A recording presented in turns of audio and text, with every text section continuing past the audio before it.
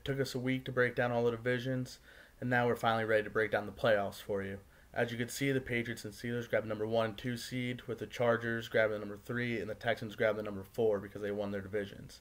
The number 5 seed went to the Ravens, and the number 6 seed went to the Jets. Let's start at the top. The Chargers offense is going to be deadly this year, and there's no way that the Jets defense, no matter how good they are this year, are going to be able to slow them down.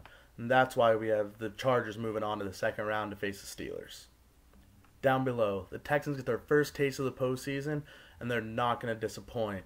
Everyone's going to be counting them out against the Ravens, who have been there before with Joe Flacco, who has playoff experience.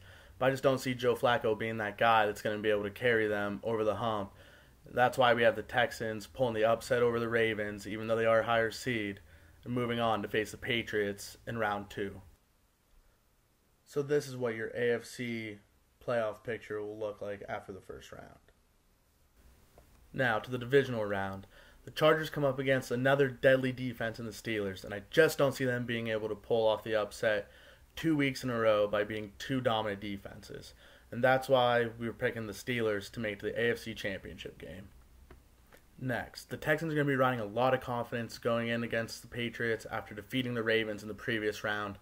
But I don't think that confidence is going to translate into anything. Tom Brady and the Patriots are just going to be too much for the Texans, who don't have any of that experience that the Patriots obviously have. And they're just not going to be able to keep up with them. And that's why we picked the Patriots to face the Steelers in the AFC Championship game.